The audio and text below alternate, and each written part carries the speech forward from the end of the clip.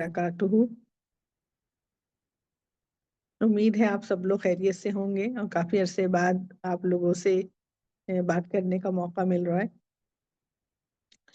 جیسے کہ ٹاپک آپ لوگوں کو شاید میں خیال میں بتایا گیا ہوگا کہ جو ہمارا اس دفعہ یوشا نے ٹاپک چوز کیا تھا، مجھے بتایا تھا، وہ عبادات کی اصل روح پہ جو ہے وہ ہمیں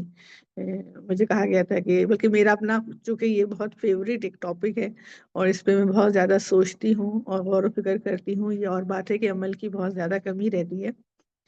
تو مجھے بھی اس میں بہت کشش نظر آئی، جس کی وجہ سے میں نے جو ہے وہ حامی بھی بدلی، ورنہ تو بہت ڈر لگتا ہے کوئی بات کہتے ہوئے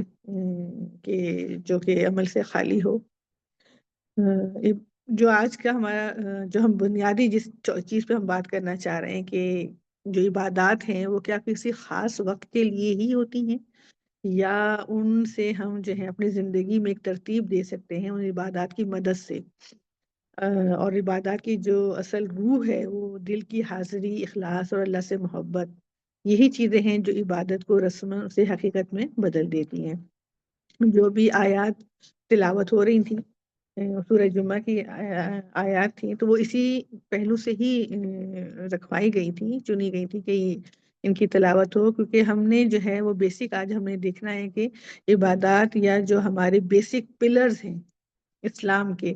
جو کہ شروع ہوتے ہیں کہ اس میں پہلے جو ہے نمبر 1، جیسے آپ سب کو پتہ ہی ہوگا، کلمہ ہے، اس کے بعد نماز ہے، اس کے بعد روزہ ہے، اس کے بعد حج ہے اور اس کے بعد زکوٰۃ ہے۔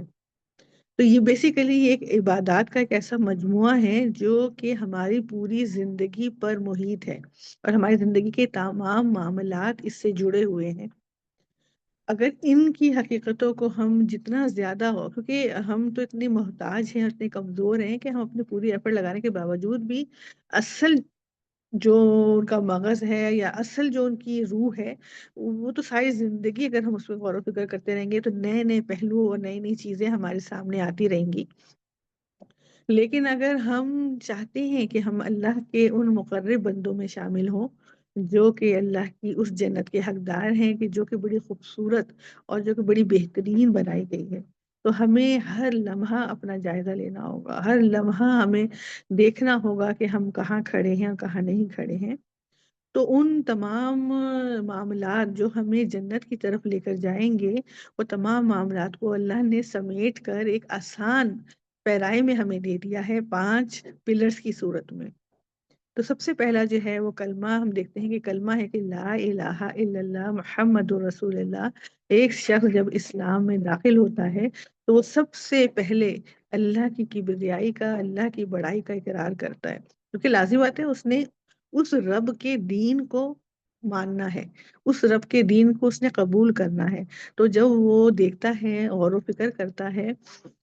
اور سوچتا ہے، تو وہ اس نتیجے پر پہنچتا ہے کہ ہاں، اللہ ہی ہے وہ ہستی جو اس تمام کائنات کو سنبھالے ہوئے ہے اور اس تمام کائنات کا نظام جو ہے وہ اس کے ہاتھوں میں ہے۔ تو ہم جو یہ آیت تھی کہ یسبح للہ ما فی السماوات، میں آپ کے سامنے کیونکہ تلاوت ہو چکی ہے میں اس کا ترجمہ رکھ دیتی ہوں۔ ہر وہ چیز جو زمین میں ہے، بادشاہ ہے، سوری، اللہ کی تسبیح کر رہی ہے ہر وہ چیز جو آسمان میں ہے اور جو زمین میں ہے۔ بادشاہ ہے، قدوس ہے، زبردست ہے اور حکیم ہے۔ یعنی ہم نے کلمے کو پڑھ کے اس کے نتیجے میں ہم نے یہ اقرار کیا ہے کہ ہم اس اللہ کو مانتے ہیں جس کی تسبیح، جس کی تعریف کائنات کی ہر چیز کر رہی ہے، چاہے وہ زمین میں ہے چاہے وہ آسمان میں ہے۔ کیوں؟ کیونکہ وہ بادشاہ ہے۔ کسی بھی علاقے کا، کسی بھی ریاست کا، کسی بھی ملک کا بادشاہ وہ شخص ہوتا ہے جو کہ سب سے زیادہ پرائیورٹی اس کو دی جاتی ہے، اس کے پاس سب سے زیادہ اختیارات ہوتے ہیں، ٹھیک ہے؟ اس کے باوجود بھی انسان کتنا بھی بڑا بادشاہ بن جائے، کسی بھی اسٹیٹ کا، کسی بھی ملک کا، کسی بھی علاقے کا، لیکن اس کے اندر کہیں نہ کہیں کوئی کمزوری، کہیں نہ کہیں کچھ، اور نہیں تو اس کو اس دنیا کو تو کم از کم چھوڑنا ہی ہوتا ہے۔ لیکن ہم نے اس کو بادشاہ مانا ہے کہ جس کے اندر کوئی کمزوری ہے ہی نہیں، اور وہ پاک ہے ہر اس عیب سے، ہر اس نقص سے جو کہ کسی چیز کے اندر پایا جاتا ہے۔ اس بڑائی کی بنا پر ہم اس کو مانتے ہیں، کیونکہ ابھی تک ہمارے سامنے اگر ہم دیکھیں، ہم جتنا بھی غور و فکر ہم کریں، تو اللہ سے بڑی کوئی اور ہستی اس کے مقابلے میں ابھی تک آئی نہیں ہے، ورنہ تو پھر ہم اللہ کو چھوڑ کے اس کو مانیں گے۔ کہ کوئی شخص، کوئی ہستی یہ دعویٰ کرے کہ ٹھیک ہے بھئی، میں سورج جو ہے اللہ تعالیٰ نے کہا تھا نا کہ میں مشرق سے نکالتا ہوں تو مغرب سے نکالو، تو اگر کوئی ہستی ہمارے سامنے آتی ہے جو کہتی ہے کہ ٹھیک ہے بھئی، میں جو ہوں مغرب سے نکال کے دکھاؤں گا سورج، تو ہم، یا میں آسمان اور زمین کو بدل کے دکھاؤں گا، یا میں کوئی بھی کائنات کی کوئی بھی ایسی چیز جس کا دعویٰ اللہ نے کیا ہے اس کے مقابلے میں اگر وہ یہ دعویٰ کرتا ہے کہ میں اس کے اپوزٹ میں یہ کر کے دکھاؤں گا، اور وہ کر کے دکھائے، تو ہو سکتا ہے کہ میں اور آپ جو ہیں وہ اس پہ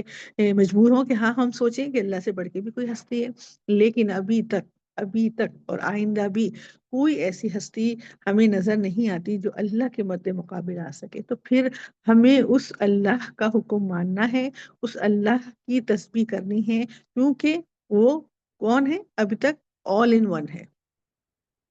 اور وہ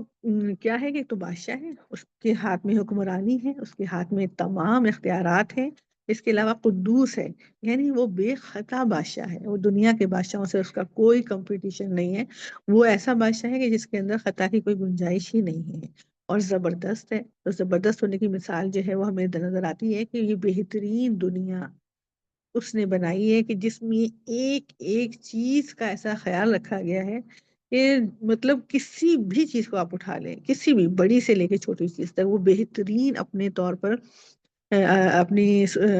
انجام شکل میں پائی جاتی ہے۔ ایون آپ یہ دیکھ لیں کہ ایک مطلب آپ سب کچھ چھوڑیں، اگر آپ اپنے اعضاء کا بھی جائزہ لیں تو اس میں ایک سب سے حقیر چیز، ایک ناخون، ٹوٹا ہوا ناخون جو ہے، اگر نیل کو ہم دیکھتے ہیں تو اس کا بھی نعم البدل جو ہے وہ آج تک دنیا میں، حالانکہ کیا کیا نہیں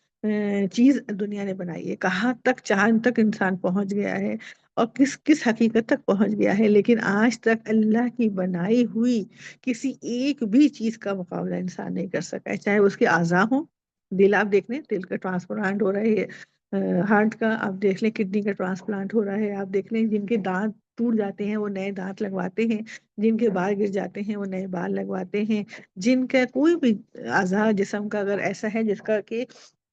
ٹرانسپلانٹ میسر ہے، اویلیبل ہے، وہ کرواتا ہے۔ اس شخص سے اگر آپ جا کے پوچھیں کہ اچھا تم نے جو دانت لگوائے ہیں، کیا پہلے والے دانت بہتر تھے یا یہ والے دانت بہتر ہیں؟ وہ کتنے بھی مہنگے اگر وہ اپنے دانت کا ٹرانسپلانٹ کرا لیتا ہے،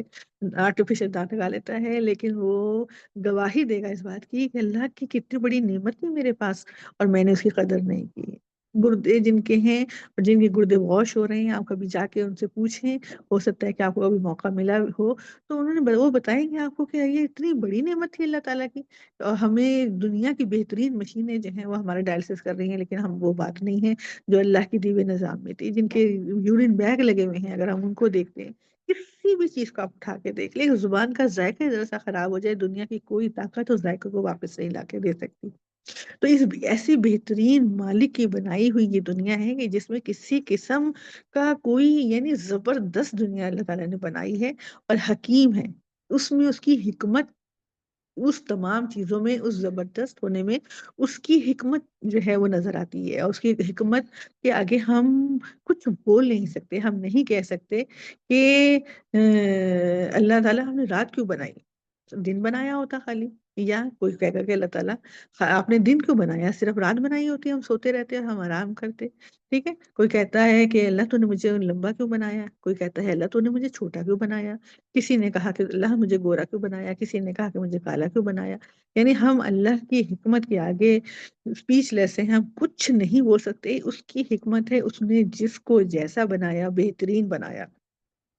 تو جب ہم ایسی ہستی کا جب ہمیں تعارف ملتا ہے اور ہم اس کی وحدانیت کا اور اس کے زبردست ہونے کا اور اس کے قدوس ہونے کا اور حکیم ہونے کا جب ہم اعتراف کرتے ہیں تو ہم دائرہ اسلام میں داخل ہو جاتے ہیں۔ ایک تو دائرہ اسلام وہ ہے کہ جو ہمیں آنکھ کھلتے ہی ملتا ہے، اور جب ایک بچہ پیدا ہوتا ہے تو اس کے کانوں میں جو ہے وہ نماز، اذان کی جو ہے وہ روح پھونکی جاتی ہے اور وہ دائرہ اسلام میں داخل ہو جاتا ہے۔ تو یہ تو ایک بیسک، یہ اللہ تعالیٰ نے ہر انسان کو اس کی فطرت پہ پیدا کیا ہے، اس کو مسلمان ہی پیدا کیا ہے۔ لیکن ایک انسان داخل ہوتا ہے دائرہ اسلام کے دائرے میں جب وہ غور و فکر کے ساتھ داخل ہوتا ہے، اور اصل انٹرنس، اصل داخل ہونا وہی داخل ہونا ہے جو دل کی آمادگی کے ساتھ ہو۔ ٹھیک ہے، جب انسان جو ہے غور و فکر کرتا ہے اور اللہ کی ہستی کو جان لیتا ہے، تو وہ پھر کیا کرتا ہے کہ کلمہ پڑھ کے جو ہے وہ اسلام کے دائرے میں داخل ہوتا ہے۔ جیسے ہی وہ داخل ہوتا ہے، اس کے اوپر سب سے پہلے جو ہے وہ نماز فرض کی جاتی ہے۔ وہ نماز جو ہے 5 اوقات میں اس کے اوپر فرض کی جاتی ہے۔ ٹھیک ہے، اس کے بعد جو ہے وہ نماز پڑھ کے ایک وقت، مطلب پڑھ کے ایک وقت آتا ہے کہ پھر وہ ایک بڑے دائرے میں شامل ہوتا ہے کہ جسے ہم روزہ کہتے ہیں۔ وہ ایک مہینے کی مشقت، عبادت سے بھرپور، مشقت سے بھرپور مہینہ جو ہے وہ گزارتا ہے، اور وہ دائرہ اسلام کے ایک اور اعلیٰ مقام پر پہنچ جاتا ہے۔ اس کے بعد جو ہے وہ نماز اور روزے کی مستقل پابندی کے بعد، اس کی ٹریننگ کے بعد، اس کے ایک وقت آتا ہے کہ روزے کے بعد جو ہے وہ پھر اس کے پاس پورا سال گزرنے کے بعد جو ہے، اور ضروری نہیں ہے کہ سال گزرنے کے بعد ہو، لیکن بہرحال نصاب جو نکالا جاتا ہے وہ سالانہ طور پہ نکالا جاتا ہے، تو پھر اس کے اوپر زکوٰۃ فرض آتی ہے۔ اب مال کی قربانی بھی اس کے اوپر شامل ہو جاتی ہے، اور جب وہ مال کی قربانی کو بھی کراس کر لیتا ہے، تو پھر جو ہے اللہ تعالیٰ نے زندگی میں ایک دفعہ، یعنی کم از کم ایک دفعہ، کہ ایک دفعہ کرنے سے اس کا فرض ادا ہو جاتا ہے، اس کے اوپر حج جو ہے وہ نافذ کیا ہے، یا حج کو جو ہے فرض کیا ہے۔ تو ہم دیکھتے ہیں کہ یہ ساری جو عبادات ہیں یہ بہت بڑی ہیں اپنے مقصد میں اور اپنے اجر میں، لیکن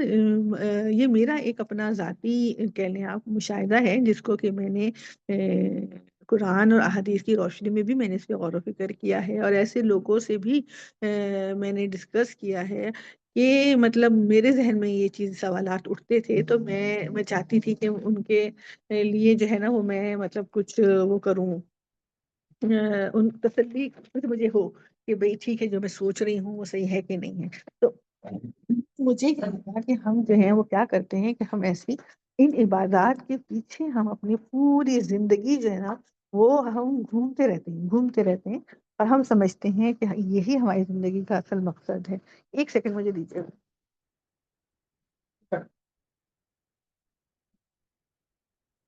سوری۔ تو جو اصل مقصد ہے، ہو سکتا ہے سب کے ذہنوں میں نہ ہو، بہت سے لوگ اس مقصد سے واقف ہوں اور وہ اس سے بہت فائدہ بھی اٹھا رہے ہوں، لیکن مجھے ایسا لگتا ہے کہ جیسے میں نے بہت عرصہ اس مقصد سے میں دور رہی، اور اب علم آنے کے بعد بھی بہرحال عمل میں تو کمی ہے ہی ہے، لیکن یہ کہ ابھی بھی لگتا ہے کہ جیسے دن بدن اللہ تعالیٰ مزید اس کے پہلو کھولتے رہتے ہیں، اس کی حکمتیں سامنے لاتے رہتے ہیں۔ تو ہوتا کیا ہے کہ دیکھیں، نماز دن میں انسان کے اوپر 5 وقت فرض کی گئی ہے، اور وہ اس کا مین مقصد جو ہے وہ یہی ہے کہ 5 وقت کی جو ہے وہ عبادت کے ذریعے انسان کو ایک نظم و ضبط سکھایا جائے، اور اس کو جو ہے ہر چیز ایک مقررہ وقت پر کرنے کی عادت ہو۔ لیکن ہم نماز کو کیا نماز ہی کی طرف، مطلب نماز ہی کے رکوع سجود تک ہی نہیں ہم وہ رکھتے،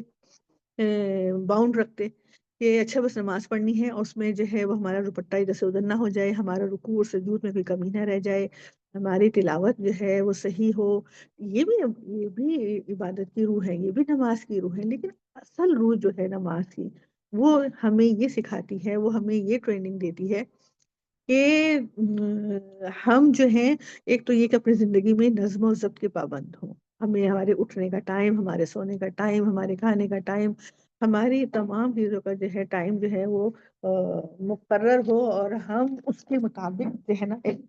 مخصوص دائرے میں جو ہے وہ اپنی زندگی اس طرح سے گزار رہے ہوں کہ ایک جانور اور ایک انسان کا ایک بنیادی فرق جو ہے وہ ہمارے درمیان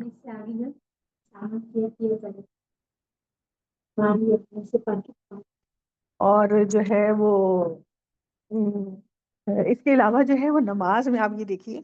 کہ میں جب بھی یہاں پہ کیونکہ ہم لوگ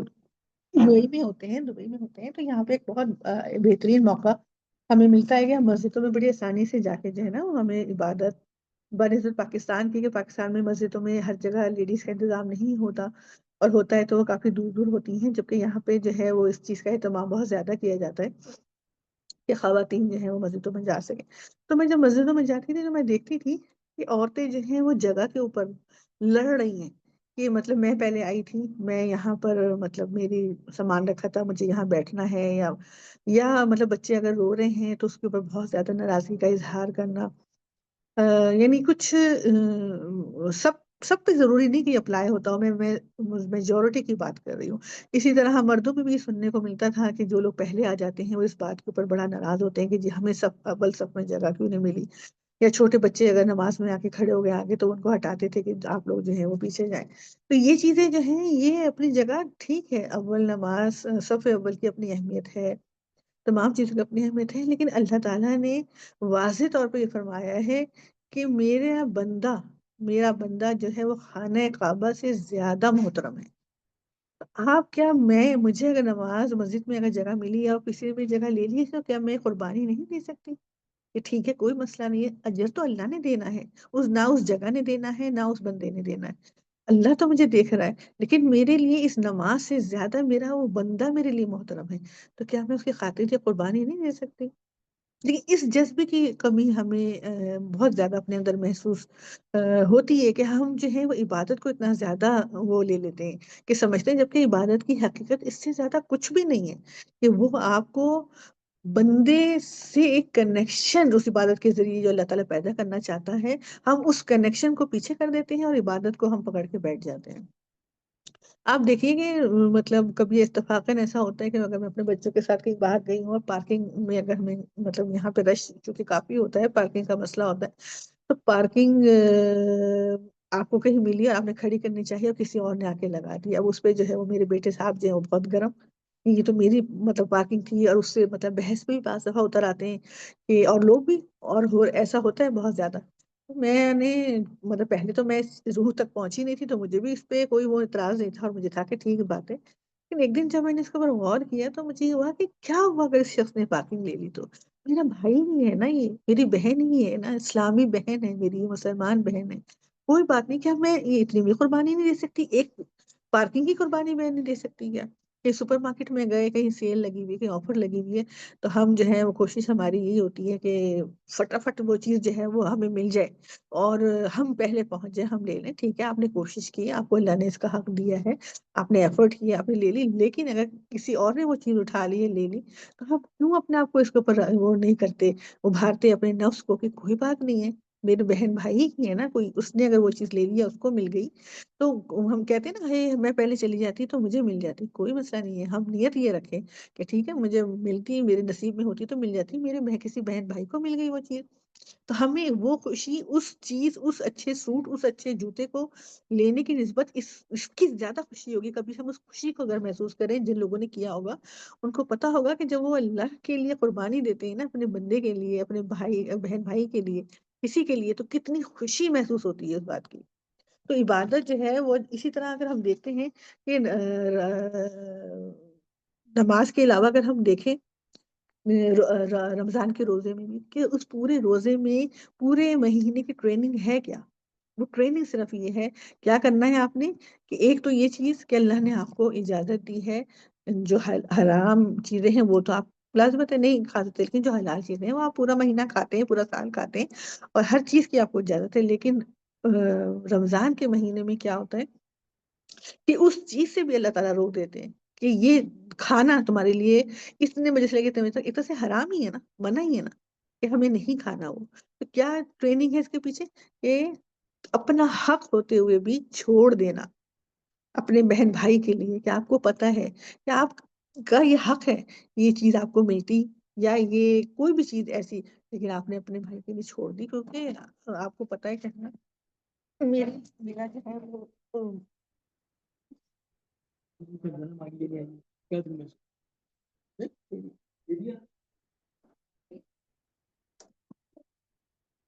ایک بات ہے۔ تو یہ چیز ہے کہ اس روزے کے پیچھے جو ہے اس بھوکے پیاسے سے، قرآن میں بھی ہے نا کہ پیاسا بھوکا رہنا اللہ کو مطلوب نہیں ہے، اصل چیز جو اللہ عبادت کی روح ہے وہ وہی ہے کہ جو بندے کو بندے سے محبت سکھا دے، کیونکہ اللہ تعالیٰ کو اس کائنات کی بنائی ہوئی تمام چیزوں سے سب سے زیادہ جو محبت ہے وہ اپنے بندے سے محبت ہے، اور اللہ تعالیٰ چاہتا ہے کہ ہم بھی اپنے بندوں سے وہ محبت کریں، ہم بھی اپنے بندوں کی حقیقت کو، ان کی اہمیت کو جانیں۔ تو یہ عبادات جو ہیں، چاہے وہ نماز کی صورت میں ہو، کیونکہ نماز دیکھیں نا، آپ کی نماز ہے کیا کہ جو برائی اور بے حیائی کے کاموں سے روکتی ہے۔ بے حیائی ضروری نہیں ہے کہ بے حیائی بے پردہ رہنا ہی ہے۔ ہر وہ کام جو اللہ کے بتائے ہوئے طریقے کے خلاف ہو، وہ بے حیائی کا کام ہے۔ یعنی چاہے وہ جھوٹ بولنا ہو، چاہے وہ رشوت لینا ہو، چاہے وہ کسی کا حق مارنا ہو، چاہے وہ کسی کی دل آزاری کرنا ہو، کوئی بھی کام، یعنی جس میں آپ کو اللہ سے اس کام کو کرتے ہوئے آپ کو حیا آنی چاہیے اللہ سے، لیکن آپ حیا نہیں کرتے، یا میں اس کام سے حیا نہیں کرتی، وہ بے حیائی کا کام ہے۔ بے حیائی کو ہم بہت چھوٹے پیرائی میں لیتے ہیں، بہت چھوٹے معنی میں لیتے ہیں۔ بے حیائی کا کام جو معنی ہے وہ بہت وسیع ہے۔ تو اس نماز کے بعد بھی اگر میرے معاملات میرے لوگوں سے اگر صحیح نہیں ہے، اس میں حیا نہیں ہے، تو وہ نماز آپ بتائیے مجھے کہ اس نماز میں اور اس ایکسرسائز میں کیا فرق رہ جائے گا؟ آپ دیکھیں، اس وقت آپ جائیں کہیں بھی کسی جم میں، آپ دیکھیں نماز میں تو کچھ بھی مشقت نہیں ہے۔ نماز میں تو ہمارا کبھی مطلب شاید جو لوگ گرمی میں نماز اگر باہر پڑھتے ہیں تو ان کا شاید پسینہ بہا ہو، مجھے نہیں لگتا کہ میرا کبھی پسینہ بہا ہو اس نماز میں، لیکن جو لوگ جم جاتے ہیں، جو لوگ ایکسرسائز کرتے ہیں، وہ تو پسینے سے بہہ رہے ہوتے ہیں، تو کیا وہ زیادہ اجر نہیں کمائیں گے؟ اگر صرف ہماری جسمانی عبادت ہی اتنی اہم ہے۔ عبادت تو اصل چیز یہ ہے کہ وہ عبادت کی، دیکھیں ایک ڈاکٹر جو ہے وہ جب 5 سال کی ٹریننگ اس کو ملتی ہے، ٹھیک ہے، ایک ڈاکٹر کے علاوہ کوئی بھی چاہے شعبہ لے لیں آپ، ڈاکٹر تو ایک میں مطلب ایک جنرل مثال دے رہی ہوں، 5 سال کی ٹریننگ ملتی ہے اس کو کہ وہ اس چیز کو سمجھ سکے، وہ ٹریننگ ہوتی ہے اس کی۔ اگر وہ اس ٹریننگ کو ہی اصل چیز اصل مان لے تو آپ بتائیے کہ اس کی حقیقت کیا رہ جائے گی؟ اصل بات تو یہ ہے کہ اس کو اس ٹریننگ کے ذریعے اس علاج کے لیے تیار کیا جا رہا ہے کہ تمہیں اپنے لوگوں کا علاج کرنا ہے، ان کی بیماریوں میں ان کو شفا دینی ہے۔ شفا دینے والا اللہ تعالیٰ ہے، لیکن بندے کے ہاتھ میں اللہ تعالیٰ نے علاج رکھا ہے، آپ کو اس کا علاج جو ہے وہ اصل میں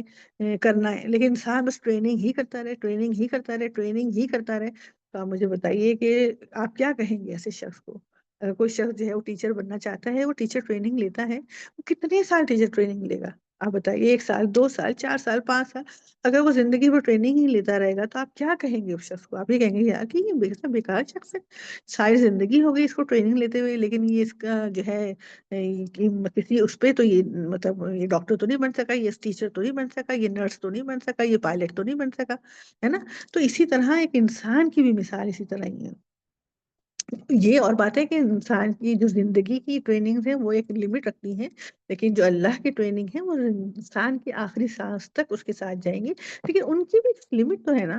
کیا میں اور آپ ساری زندگی مجھے اور آپ کو ہو گئی نماز پڑھتے ہوئے، روزے رکھتے ہوئے، عبادتیں کرتے ہوئے، کیا میں اور آپ کسی اسٹیٹس پر پہنچے ہیں؟ یا ہم جائزہ لیتے ہیں؟ ہر ایک اپنا جائزہ لے، ہر یقیناً مجھ سے بہتر ہے ہر شخص، اور مجھے لگتا ہے کہ آپ سب مجھ سے زیادہ بہتر ہیں، لیکن میں اگر اپنا جائزہ لیتی ہوں تو مجھے لگتا ہے کہ جتنی ٹریننگ، جتنی سالوں کی میں نے ٹریننگ لی ہے، میں اس اسٹیٹس پر نہیں پہنچ چکی ہوں، بہت ہی چھوٹا اسٹیٹس ہے ابھی تک۔ تو مجھے اور آپ کو کیا کرنا ہے؟ ایک دوسرے کا سہارا بننا ہے، ایک دوسرے کا ہاتھ پکڑنا ہے، اور ایک دوسرے کو عبادت کی اصل روح تک پہنچانا ہے کہ دیکھیں نماز روزہ یہ تو ہمیں ساری زندگی کرنا ہے، لیکن یہ مغز نہیں ہے کسی چیز کا۔ اصل مغز یہی ہے، اصل چیز یہی ہے کہ ہم اس ٹریننگ کے نتیجے میں جو ہیں وہ اللہ کے مقرب بندے بن سکیں، وہ بندے جو اللہ کے بندے سے محبت کر سکیں۔ اصل چیز یہ ہے کہ سب سے پہلے اللہ کی محبت، اس کے بعد اس کے بندے کی محبت۔ دیکھیں کسی بھی عورت سے آپ پوچھ لیجئے، یہاں پر میں بھی یہاں پہ جو میکسیمم لوگ ہیں وہ لیڈیز ہی ہیں، عورتیں ہی ہیں، اور مائیں ان میں سے بہت زیادہ ہوں گی کہ کسی سے بھی محبت کرنے کا کہ آپ اس کے بچے سے محبت نہ کریں اور اس سے محبت کریں، بتائیے آپ کے اس کے معاملات کیسے ہوں گے؟ آپ کے اس کے تعلقات کیسے ہوں گے؟ کوئی عورت جو ہے وہ اس بات سے ہی نہال ہو جاتی ہے کہ کسی نے اس کے بچے کو محبت سے دیکھا،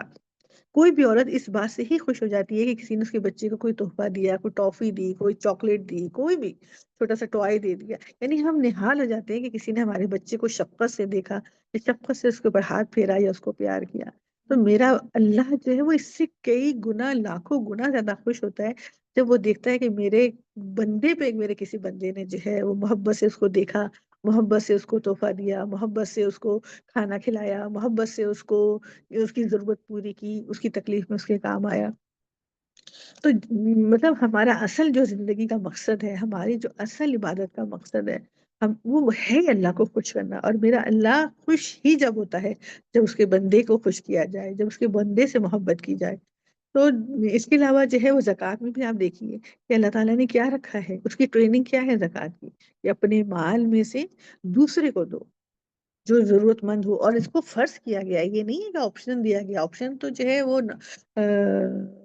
زکوٰۃ کی صورت میں جو ہے آپشن نہیں ہے کہ اچھا آپ کریں یا نہ کریں، نفل کی صورت میں ہے، ٹھیک ہے، یا آپ چیریٹی کرتے ہیں، آپ صدقہ دیتے ہیں، آپ خیرات دیتے ہیں، تو وہ ایک آپشنل ہے، لیکن جو ہے زکوٰۃ اس کو فرض ہی نہیں کیا گیا، فکس بھی کر دیا گیا ہے کہ اتنے پرسنٹ تم نے دینا ہے۔ کس کو دینا ہے؟ اپنے ضرورت مند بہن بھائی کو دینا ہے، اپنے ضرورت مند رشتے دار کو دینا ہے، اپنے ضرورت مند پڑوسی کو دینا ہے۔ تو یہ ساری عبادات، اور پھر اس کے بعد جو ہے وہ دیکھیں آپ کی نمازوں کا اگر ہم دیکھتے ہیں تو جمعے روزانہ کی جو نماز ہے وہ قریب کی مسجد میں جو ہے وہ پسند کی گئی ہے مردوں کے لیے، ٹھیک ہے، عورتوں کے لیے تو مطلب پسندیدہ تو یہی ہے کہ وہ گھر میں پڑھیں، لیکن ان کو اس بات کی پوری اجازت ہے کہ وہ مسجدوں میں جا کے پڑھ سکیں، لیکن مردوں کو یہ کہا گیا ہے کہ وہ اپنے قریب کی جو مسجد ہے اس میں نماز پڑھیں، لیکن جمعے کی جو مسجد ہے وہ علاقے کی مسجد میں، یعنی روز جو ہے وہ مسجد میں جا کے لوگوں اپنے قریب کے لوگوں سے ملو، ان کی خیریت پوچھو، ان سے سلام دعا کرو، ان سے مصافحہ کرو، لیکن ہفتے میں ایک دفعہ جو ہے وہ کیا کرو، اپنے علاقے کی مسجد میں، یعنی اس سے بڑھ کے اور لوگوں سے ملو، تھوڑے آگے کی طرف سوچو۔ اور پھر اس کے بعد جو ہے وہ کہا گیا ہے کہ عیدین کی جو نماز ہے، عید کی نماز میں کیا ہے، کون سی مسجد ہوتی ہے؟ جامع مسجد، جو علاقے کی مسجد ہے، یعنی وہاں پہ کیا کرو کہ اس علاقے کے دائرے کو پھیلا دو، اور لوگوں سے بھی جا کے جو ہے وہ ملو، یعنی مین چیز ہی یہی ہے کہ بندے کا بندے سے کنیکشن جو ہے وہ وسیع سے وسیع تر ہوتا چلا جائے۔ اور پھر اس کو جو ہے وہ مزید ایک بڑی شکل دے دی گئی، وہ کس طرح سے دے دی گئی؟ حج کی صورت میں، کہ حج میں کیا کیا گیا کہ مختلف نیشنز کے لوگ، مختلف نیشنلٹی کے لوگ، مختلف ملکوں کے لوگ جو ہیں وہ ایک جگہ جمع ہوں، اور جو ہے وہ وہاں پہ جو ہے ایک ایسا نظارہ ہوتا ہے کہ جو کہ تمام لوگ، چاہے وہ غریب ہوں، چاہے وہ امیر ہوں، چاہے وہ کسی بھی نسل سے تعلق رکھتے ہوں، کسی بھی فرقے سے تعلق رکھتے ہوں، وہ کیا کرتے ہیں وہاں پر آ کے ایک جیسے لباس میں ایک ساتھ کھڑے ہو جاتے ہیں، ہر طرح کی تفریق ختم ہو جاتی ہے۔ تو آپ بتائیے کہ یہ ساری چیزیں ہمیں کیا سکھا رہی ہیں؟ یہ ساری چیزیں ہمیں کس چیز پہ ابھار رہی ہیں؟ صرف اس پہ ابھار رہی ہیں کہ ان تمام چیزوں کا مقصد ہے کہ انسانیت کی بھلائی، اور آج ہم دیکھتے ہیں کہ سب سے زیادہ جو ہے وہ انسان ہی انسان کا دشمن ہوا ہے۔ اس کی وجہ کیا ہے؟ کہ اس نے مادی چیزوں کے پیچھے جو ہے اس کی دوڑ بڑھتی چلی جا رہی ہے، لیکن قرآن کی اصل روح کی طرف جو ہے اس کی نظر جو ہے وہ بہت کمزور ہوتی چلی جا رہی ہے۔ اور ہم جو ہے عبادات کے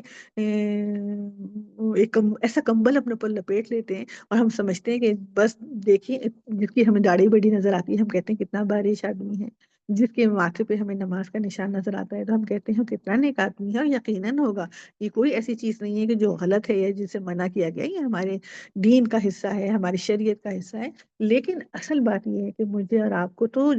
جنت الفردوس چاہیے۔ وہ جنت الفردوس جو ہے وہ کس صورت میں ملے گی؟ وہ جنت الفردوس اس صورت میں ملے گی کہ ہم قرآن کی تمام معاملات جو قرآن میں کہے گئے ہیں، جو عبادات کہی گئی ہیں، جو بھی چیزیں کہی، ان کی گہرائی میں اتریں، ان کو سوچیں، ان پر غور کریں، ان کی اصل روح تک پہنچے، کیونکہ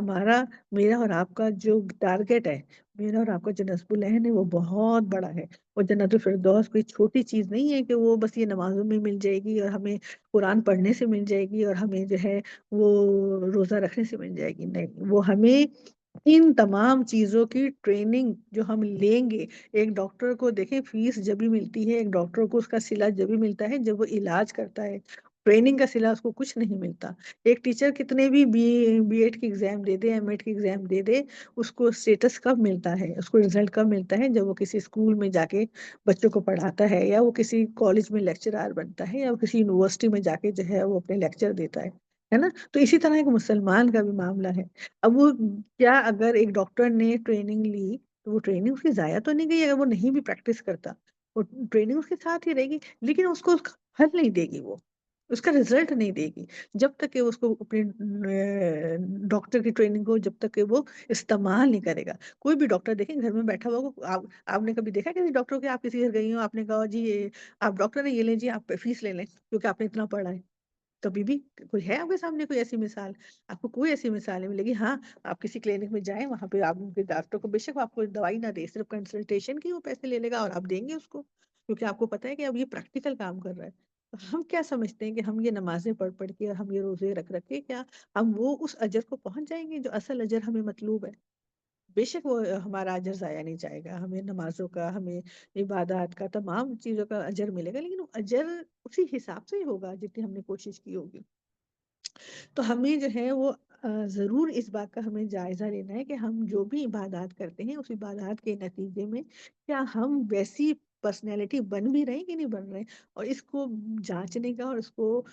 دیکھنے کا سب سے بہترین جو ٹائم ہوتا ہے وہ ہر نماز کے بعد ہوتا ہے. دن میں 5 دفعہ اللہ تعالیٰ نے اس نماز کے ذریعے جو ہے نا وہ ہمیں وہ کیا ہے، ٹائم دیا ہے. فجر میں آپ اٹھیں، فجر میں آپ اپنا جائزہ لیں کہ اچھا میں نے رات کو سونے سے پہلے جو ہے میرا کیا معاملہ تھا، کیسے میں نے اپنی رات کو ختم کیا، کیسے میں نے اپنے دن کا اختتام آغاز کیا. ٹھیک ہے، نماز کے بعد جو ہے وہ فجر سے لے کے ظہر تک کا ٹائم جب ہم ظہر میں نماز کے لیے کھڑے ہوئے تو اب کیا آپ میں اور آپ جائزہ نہیں لے سکتے اپنے چند گھنٹوں کا؟ کتنا بہترین نظام ہے اللہ تعالیٰ کا یہ کہ اس چند گھنٹوں میں صرف اس چند گھنٹے کی ہمیں حفاظت کرنی ہے، بس فجر سے لے کے ظہر تک کی کہ اچھا اس میں میں نے کیا بولا، میں نے کیا کھایا، میں نے کیسے کیا، کیسے میں نے اپنی زندگی کو گزارا. ٹھیک ہے، ظہر سے لے کے پھر عصر میں مجھے اپنا جائزہ لینا ہے کہ اچھا میں نے ظہر سے لے کے عصر تک میں نے کیا کیا، عصر سے لے کے مغرب تک پھر ہم نے اپنا جائزہ لینا ہے، مغرب سے لے کے عشاء تک. آپ سوچیے کتنا سمپل وے ہے ہمیں اپنی زندگی کا جائزہ لینے کے لیے. فجر میں کوئی غلطی ہو گئی، فجر کے بعد ظہر میں استغفار کر لیا، خطا تو ہوگی ہم سے، خطا کے تو پتلے ہیں ہم. ٹھیک ہے، کسی سے کم کسی سے زیادہ، لیکن خطا سے تو خالی کوئی بھی نہیں ہے. فجر سے لے کے ظہر تک جو بھی خطائیں ہوئی ان کو جائزہ لیا، ان کو اللہ کے آگے رکھا، اپنے آپ کو پاک صاف کرنے کی کوشش کی، استغفار کی، کچھ آنسو بہائے. ظہر سے لے کے عصر تک میں پھر ایک دفعہ 5 منٹ کے لیے ہم بس اپنا جائزہ لے لیں اور ہم اس پہ استغفار کر لیں اور اللہ کے آگے گڑ گڑائیں اور معاف کریں. تو آپ بتائیے کہ کیسے وہ ٹریننگ ہم پہ اثر، کیسے ہم اللہ کے مقرب بندے نہیں بنیں گے؟ اللہ نے ہم سے کوئی ایسا مطالبہ نہیں کیا ہے کہ جو ہم جس پر ہم جو ہے وہ ہم پورے نہ اتر سکیں یا ہم پورا نہ کر سکیں. اور ہمارے نبی صلی اللہ علیہ وآلہ وسلم کو اللہ تعالیٰ نے بھیجا اسی لیے ہے کہ آپ سورہ بقرہ میں دیکھتے ہیں کہ اللہ تعالیٰ جو ہے وہ پوری سورہ بقرہ میں جو ہے وہ کیا کیا ہے اللہ تعالیٰ نے جائزہ لیا گیا ہے مسلمانوں کا، یعنی اسلام کا، اور دوسرے جو بھی مشرکین تھے یا جو بھی یہودی تھے یا جو بھی تھے ان کے مذاہب کا. اور پھر بتایا گیا ہے کہ نبی صلی اللہ علیہ وسلم کو بھیجا ہی اسی لیے گیا کہ وہ تمام جو بھی دین میں جو بھی چیزیں آ چکی تھیں، جو غلط سلط مل چکی تھی، ان سب کو صحیح طریقے سے جو ہے وہ نبی صلی اللہ علیہ وسلم اپنے ذات کے طور پہ، نمونے کے طور پہ پیش کر سکیں. ہم دیکھتے ہیں کہ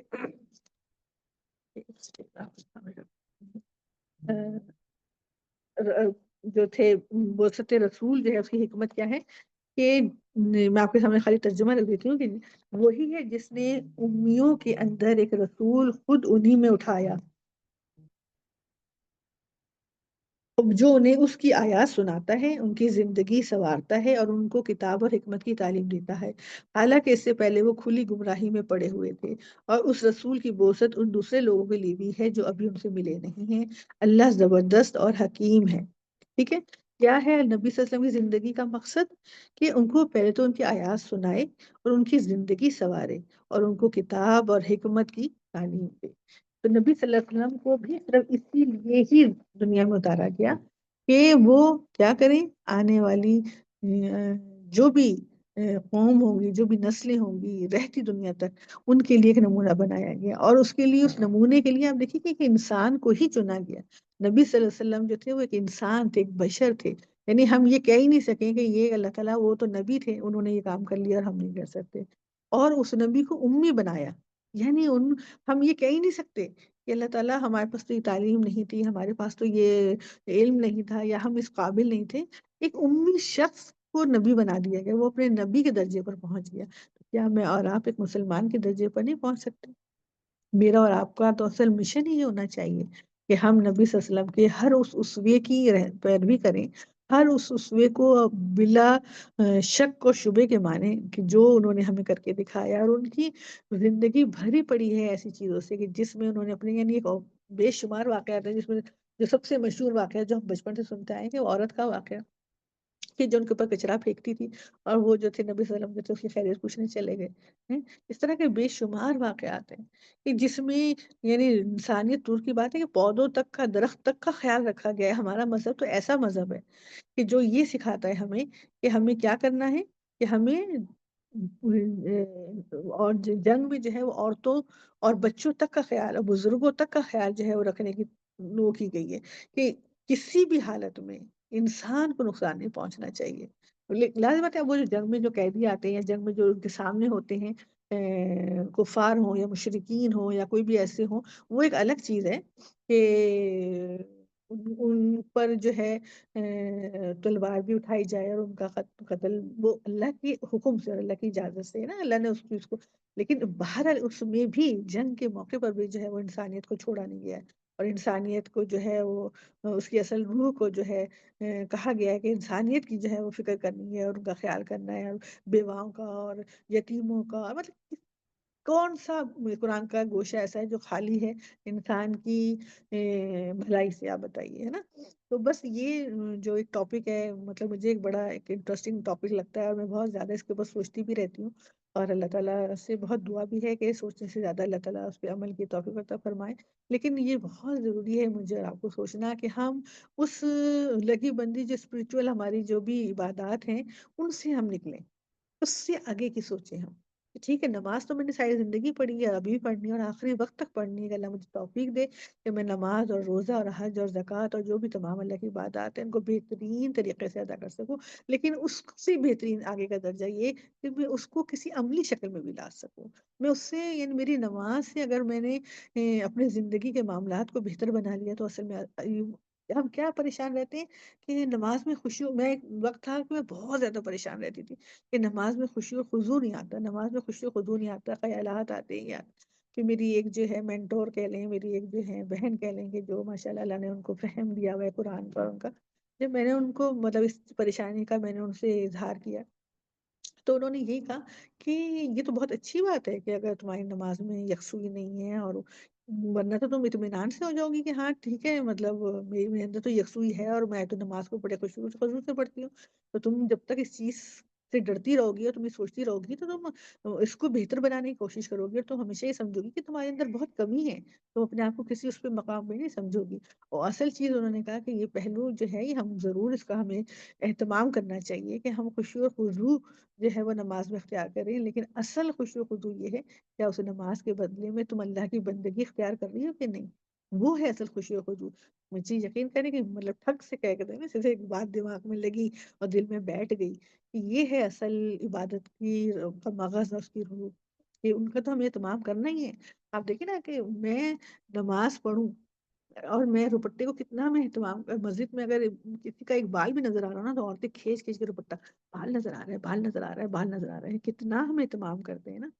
लेकिन उसी नमाज़ के बाद हम बगैर दुपट्टे के, बगैर उसके अल्लाह के सामने फिर रहे होते हैं और हमें क्या अल्लाह ताला को सिर्फ़ नमाज़ के दौरान ही वो मतलूब है कि मेरे और आपके बाल छुपे रहें और मेरा आपका सतर छुपा रहे और उसके बाद अगर हम वॉशरूम में जा रहे हैं, तो क्या अल्लाह वहाँ पे हमें नहीं देख। तो इससे कोई अल्लाह को कोई फ़र्क नहीं पड़ेगा इससे कि मेरा और आपका दुपट्टा सही है कि नहीं। बात ये है कि उसके ज़रिए अल्लाह ने हमें ये सिखाया है कि हमें पर्दे का, हमें अपने सतर का, हमें अपने लिबास का एहतमाम कैसे करना है। कि हमें किसी के सामने जाना है, तो हमें क्या करना है, कैसे रहना है, कैसे ढकना है अपने आप को, कैसे अपने आप को महफ़ूज़ रखना है। लेकिन हम क्या करते हैं, हम नमाज़ के अंदर तो बहुत ज़्यादा इस चीज़ का एहतमाम करते हैं कि मेरा कोई बाल नज़र ना आ जाए, मेरा दुपट्टा सही रहे, मेरा सतर छुपा रहे, मैं इस तरह का लिबास पहनूँ और नमाज़ पढ़ते अगर हम कहीं बाहर जा रहे होते हैं, तो फिर क्या हम भूल जाते हैं उस बात को? क्या वहाँ पे असल चीज़ तो वो है, आप नमाज़ में अगर आपका कुछ रह गया, वो अल्लाह ताला माफ़ कर देगा, क्योंकि अल्लाह को उसकी ज़रूरत ही नहीं है। लेकिन अल्लाह ताला ने आपको उस शर से बचाना है। कि जो बाहर की दुनिया में जो फ़ितना है, उस चीज़ से बचाना है। तो असल चीज़ तो ये है कि हम उस रूह को समझें कि अच्छा ये जो अल्लाह ताला ने मुझे सिखाया है कि मुझे कैसे पहनना और ओढ़ना है, इस नमाज़ के ज़रिए सिखाया है अल्लाह ताला ने मुझे। रोज़े में जो है वो अगर मुझे वही चीज़ हम खा रहे हैं मगरिब के बाद, मगरिब से पहले वो चीज़ मुझ पे हराम की गई है, क्यों? इसमें क्या अल्लाह की हिकमत है? अल्लाह को इससे क्या फ़र्क पड़ रहा है कि मैं बाद में खाऊँ या मैं पहले खाऊँ? बात तो ये कि या तो अल्लाह सिरे से मना कर देते ना कि आप खाओ ही नहीं, तो समझ में आता है। एक चीज़ ये कि नहीं जी मगरिब से पहले आपने नहीं खाना है, मगरिब के बाद आपने खाना है। फजर से पहले आपने खाना है, फजर के बाद आपने नहीं खाना है। तो असल बात यही है कि इंसान अपने आप को कुर्बानी के लिए तैयार करे कि ठीक है मेरा हक है। کوئی بھی چیز ہے، کوئی بھی پیسہ ہے، کوئی بھی مال ہے، کوئی بھی چیز ہے، اس پہ میرا حق ہے، وہ حق مجھے ملنا چاہیے۔ لیکن اگر وہ مجھے حق نہیں، کسی کے لیے قربان کرنا ہے مجھے وہ حق، تو میں خوشی سے قربان کرنے کے لیے تیار ہو جاؤں۔ ایک پارکنگ ہم کسی کے لیے قربانی نہیں دے سکتے، ایک اچھا جوڑا ہم کسی کو لیے قربانی نہیں دے سکتے، ایک اپنا مال اگر ہم کسی کے لیے قربانی کر سکتے، تو آپ مجھے بتائیے پھر ایسے روزے کی ٹریننگ سے ہمیں کتنا ثواب اور اجر ملے گا۔ اسی طرح لوگ جو ہیں وہ حج اور اس سے بھی مطلب حج کی عبادات کو بھی جو ہے وہ لوگ، ایک تو پہلے ایک بہت بڑا کانسیپٹ، غلط کانسیپٹ یہ تھا کہ جی ایک لاسٹ عمر میں جا کے حج کرنا ہے تاکہ جو ہے گناہ جمع ہو جائے، ہم دھلوا کر آ جائیں وہاں سے۔ تو آپ سوچیے کہ کتنی مطلب بے بنیاد ایک یہ وہ سوچ ہے، اور وہ ہے۔ اور حج کر کے بھی آتے ہیں ہم، تو آنے کے بعد جو ہے وہ ہم یہ بھول جاتے ہیں کہ ہم کتنی بڑی عبادت کر کر آئے ہیں، ہم کتنا اللہ کے آگے اپنے آپ کو پیش کر کے آئے ہیں، لبیک اللہم لبیک، حاضر ہوں میں اللہ، حاضر ہوں۔ اب ساری زندگی مجھے اس بات کو یاد رکھنا ہے کہ میں اللہ، میں آپ کے تمام معاملات، آپ کی تمام جو بھی دنیا میں لوگ ہیں، جو بھی چیزیں ہیں، میں لبیک یعنی میں حاضر ہوں ان کے لیے۔ لیکن ہم بھول جاتے ہیں ان چیزوں کو، ہے نا، اور ہم بس سمجھتے ہیں کہ حج جو تھی وہ عبادت تھی، بس وہاں پہ میرا حج قبول ہوا کہ نہیں ہوا، میرا حج قبول ہوا کہ نہیں ہوا، مجھے اجر ملا کہ نہیں ملا، مجھے حج جو ہے وہ اس میں نے اتنی محنت و مشقت کی، کہیں وہ ضائع تو نہیں گئی۔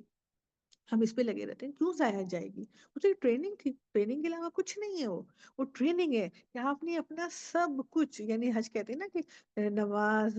زکوٰۃ اور روزہ، تمام عبادات، مجموعی عبادات حج کے اندر آ جاتی ہے۔ تو جب حج کر کے آ جاتے ہیں تو ہم تو اپنے آپ کو سمجھ لیں کہ ایک ڈاکٹر جو ہے، جیسے جب اس کو ہیڈ آف دی ڈپارٹمنٹ بنا دیا جائے یا کسی چیز کا اسپیشلسٹ بنا دیا جائے، وہ ایک مقام پہ پہنچ جاتا ہے نا۔ اسی طرح حج کر کے جو آتا ہے وہ ایک مقام پر پہنچ جاتا ہے، وہ ساری زندگی اس سے فائدہ اٹھا سکتا ہے اگر وہ اپنے اس مقام کو یاد رکھے کہ اب تو نیکی کرنا اس کے لیے مسٹ ہو گیا ہے۔ اب تو مطلب اگر کوئی اسپیشلسٹ ہے ڈاکٹر کا، تو اب وہ یہ بہانہ نہیں کر سکتا کہ اچھا مجھے پتہ نہیں، وہ تو اسپیشلسٹ بن گیا ہے اس کا۔ تو حاجی جو کیا ہوتے ہیں، حاجی جو ہوتے ہیں وہ اسپیشلسٹ ہوتے ہیں اللہ تعالیٰ کے بندے، جو اسپیشل ہو گئے ہیں، وہ اپنے آپ کو وار کے آ گئے ہیں اللہ کے اوپر، اور وہ وعدہ کر کے آئے ہیں اللہ سے کہ اللہ میں آپ کی دنیا میں نیکی پھیلاؤں گا، میں آپ کی دنیا میں جو ہے بھلائی پھیلاؤں گا، میں آپ کی دنیا سے شر دور کروں گا۔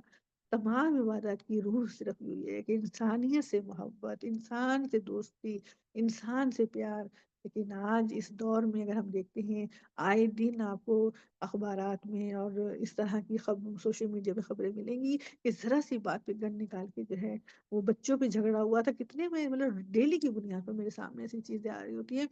کہ بچے نے جیسے ایک دوسرے کو مارا، اس کے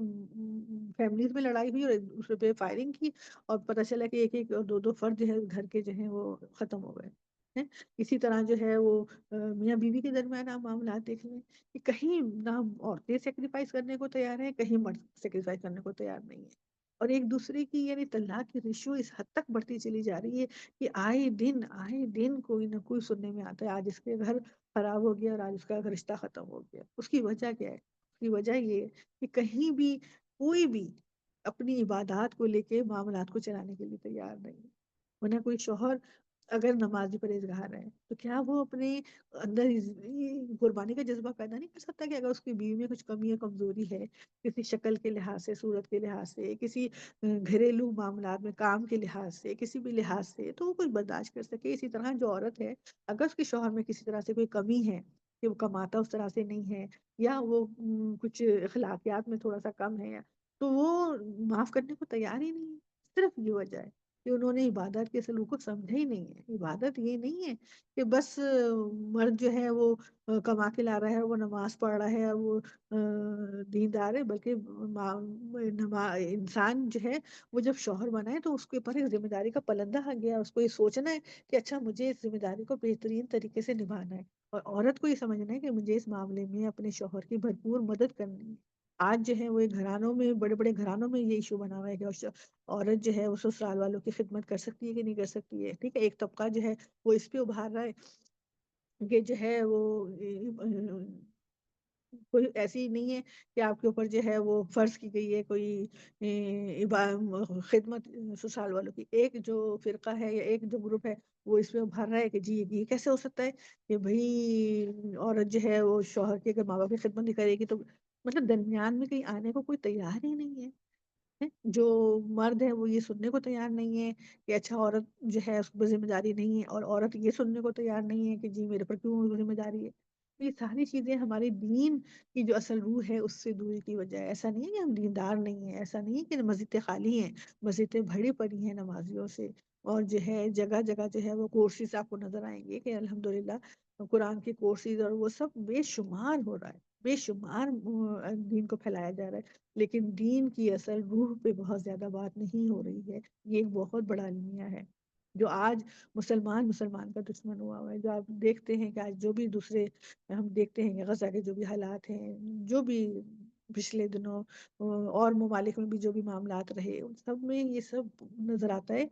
کتنی بڑی خرابی جو ہے وہ اس کے نتیجے میں پیدا ہو رہی ہے۔ تو آج جو ہے وہ میں اور آپ کوشش کریں کہ ہم جو ہیں اپنی عبادات کی روشنی میں ہم وہ مسلمان بن سکیں، وہ انسان بن سکے جو اس بھلائی، انسانیت کی بھلائی تک پہنچ سکے جو اللہ تعالیٰ کو مطلوب ہے۔ اللہ تعالیٰ کو سب سے زیادہ پسند یہ ہے کہ اللہ کے بندے سے محبت کی جائے، چاہے وہ میاں بیوی کا، مطلب میاں بیوی تو اللہ کے بندے ہیں نا، اولاد اللہ جو ہے ہماری وہ اللہ کے بندے ہیں، ہمارے ماں باپ اللہ کے بندے ہیں، ہمارے بہن بھائی اللہ کے بندے ہیں، ہمارے محلے والے اللہ کے بندے ہیں، ہمارے رشتے دار اللہ کے بندے ہیں۔ تو اللہ کو سب سے زیادہ مطلب ہے کہ میرے بندے سے محبت کرو، اس کی کمزوریوں پہ پردہ ڈالو، اس کے عیبوں پر پردہ ڈالو، اس کی پریشانیوں کو دور کرو، اس کو اپنے، کہا گیا ہے کہ مطلب یعنی آپ سوچیں اتنا خوبصورت دین کہ اپنے گھروں کے باہر جو ہے وہ پھلوں کے چھلکے یا کوئی بھی ایسے مطلب اگر آپ اس کو لیٹسٹ آج کل کی شکل دے لیں، تو اگر آپ پیزا کھا رہے ہیں تو پیزا کے ڈبے، آئس کریم کھا رہے ہیں تو آئس کریم کے ریپر یا کچھ باہر نہیں رکھو، کہ ہو سکتا ہے کہ تمہارا پڑوسی جو ہے اس کا بچہ جو ہے وہ اس کا دیکھ کے دل چاہے اور اس کے بعد پیسہ نہ ہو تو اس کا دل خراب ہو۔ یعنی اتنا پیارا دین، اتنا پیارا ہمارا مذہب جو ہمیں یہ سکھاتا ہے، یہ تعلیم دیتا ہے، لیکن ہم اس تعلیم، ہو سکتا ہے کہ ہم میں سے کچھ لوگ، ضروری نہیں ہے سب لوگ، ہم میں سے کچھ لوگ ضرور ان چیزوں کا خیال رکھتے ہوں گے۔ ہم ایک جنرل ایک بات کر رہے ہیں کہ جو اس چیزوں کا خیال رکھتے ہیں وہ اس سے پھر آگے بڑھ کے اس کی آگے کی سوچ پہ پھر جائیں، اس سے آگے کی منزل کو طے کریں۔ اس کی منزل کوئی ایک منزل نہیں ہے کہ اگر ہم نے ایک منزل طے کر لی تو ہم سمجھیں کہ ہم کسی اس پر، یہ تو ایک کہہ لیں آپ کی ایسی جنگ ہے جو ہمیں آخری سانس تک لڑنی ہے، اور ہمیں درجہ بدرجہ، جیسے آپ دیکھیں گے اسی سیڑھی پہ اگر انسان چڑھتا ہے، ٹھیک ہے، اسے ایک دو تین چار اسے لگاتار سیڑھی چڑھنی پڑتی ہیں جب جا کے وہ اپنی منزل پر پہنچتا ہے۔ تو ہماری منزل وہ ہے جس کی سیڑھیوں کی کوئی گنتی نہیں ہے، کوئی وہ نہیں ہے کہ ہم 10 20 25 50 60 کی سیڑھی چڑھ جائیں گے تو منزل پہ پہنچ جائیں گے۔ یہ ہماری آخری سانس تک ہمیں چڑھنی ہے منزل، اور ہمیں اوپر کی طرف جانا ہے، نیچے کی طرف ہمیں نہیں دیکھنا۔ ہم؟ ہمیں کیا کرنا ہے کہ دن بدن اپ گریڈ ہونا ہے، دن بدن ہمیں اپنے آپ کو ایک اونچے درجے کی طرف لے کے جانا ہے۔ اسلام کا سب سے اونچا درجہ یہی ہے کہ ہم اللہ کے مطلوب بندے بن جائیں اور ہمیں جنت الفردوس مل جائے، اور وہ جنت الفردوس ملنی مشکل بھی نہیں ہے اور آسان بھی نہیں ہے۔ مشکل اس لحاظ سے نہیں ہے کہ ناممکن نہیں ہے، اللہ نے اس کو آسان رکھا ہے۔ دیکھیں ایک روٹی بنانا ایک عورت کے لیے بڑا مشکل ہے جس کو پیڑا بنانا نہیں آتا، جس کو بیلنا نہیں آتا، اس کے لیے روٹی بڑی مشکل ہے۔ میں نے خود دیکھی ہیں ایسے خواتین کہ جن کو بہت مشکل پیش آتی ہے، اور ایسی بھی خواتین ہیں جن کے لیے کوئی مسئلہ ہی نہیں ہے کیونکہ ان کو بنانی آتی ہے۔ کسی کے لیے بریانی بنانا جو ہے وہ کوئی مسئلہ ہی نہیں ہے، کسی کے لیے بریانی بنانا بہت بڑا مسئلہ ہے۔ تو بات یہ ہے کہ جب ہمیں وہ کام کرنا آ جاتا ہے نا، پھر ہمارے لیے وہ مشکل نہیں ہوتا۔ تو اللہ نے اس لیے تمام معاملات کو، تمام عبادات کو، تمام چیزوں کو آسان رکھا ہے، مشکل نہیں رکھا ہے، مشکل ہم نے بنایا ہوا ہے اس کو۔ تو انشاءاللہ ہم جب تک قرآن سے جڑے رہیں گے، ہم ایسے لوگوں سے جڑے رہیں گے، ایسی محفلوں سے جڑے رہیں گے، تو ہم ضرور اس منزل تک پہنچ سکیں گے کہ جس کی منزل جو ہے وہ جنت الفردوس ہے۔ اور انشاءاللہ ضرور میں اور آپ جنت الفردوس میں ملاقات کریں گے اور ایک دوسرے کو ڈھونڈیں گے، اور جس کو نہیں پائیں گے ہم اللہ سے درخواست کریں گے کہ ہمیں وہ جنت الفردوس میں چاہیے۔ کوئی بات جو ہے اللہ تعالیٰ، جو میں نے اپنے نفس سے کہی، وہ اللہ تعالیٰ اس کو معاف فرماتے ہو، جو اللہ کی طرف سے ہے وہ تو ہے ہی، اللہ اس کو قبول فرمائے اور ہمیں کہنے سے زیادہ کرنے کی توفیق عطا فرمائے۔ وآخر دعوانا ان الحمد للہ رب العالمین برحمتک یا ارحم الراحمین۔ اللہم انا نستغفرک ونتوب الیک نشور، آمین یا رب العالمین۔ السلام علیکم ورحمۃ اللہ وبرکاتہ۔